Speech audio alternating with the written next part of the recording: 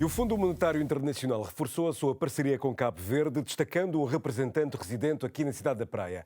Rodrigo Garcia Verdú deixou Washington para ser o rosto das articulações do Fundo Monetário Internacional com as autoridades cabo-verdianas. As primeiras impressões de Cabo Verde para Garcia Verdú revelam um país onde as instituições funcionam, a democracia é cada vez mais consolidada e com uma gestão macroeconómica bem-sucedida. O Jornal de Domingo conversou com o primeiro representante do Fundo Monetário Internacional aqui em Cabo Verde.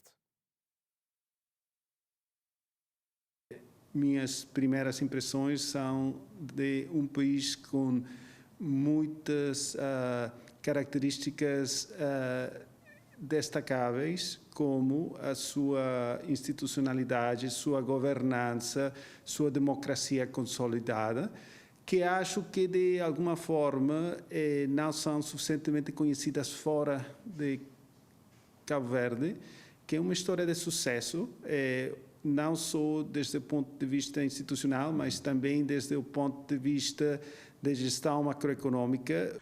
Olhar de um alto dirigente do Fundo Monetário Internacional sobre as ilhas de Cabo Verde.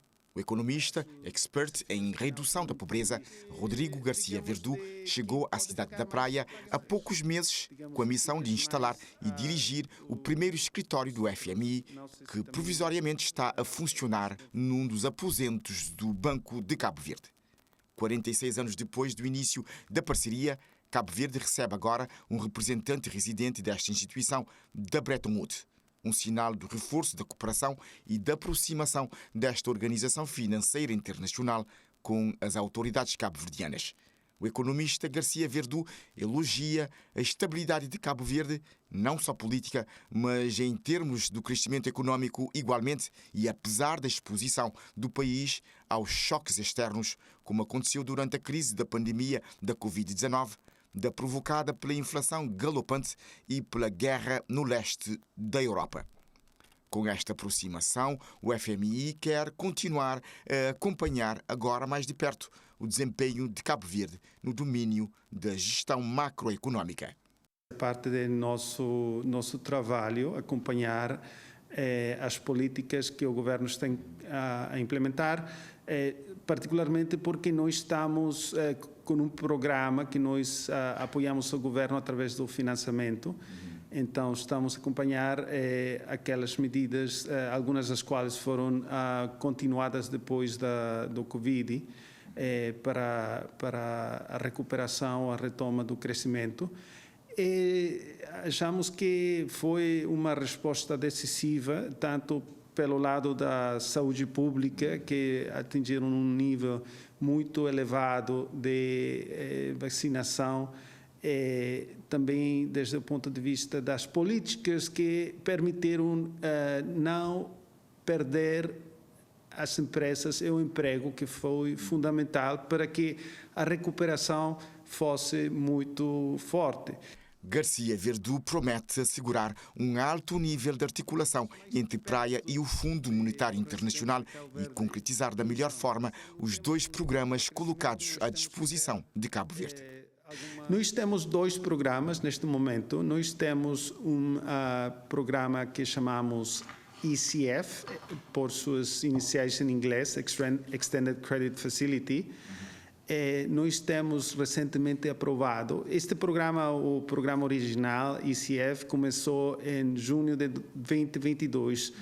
Recentemente, em dezembro, foi aprovado um segundo programa, que é o programa de RST, por suas iniciais em inglês, Resiliency and Sustainability Trust. É um financiamento destinado para facilitar a transição energética e a adaptação às mudanças climáticas.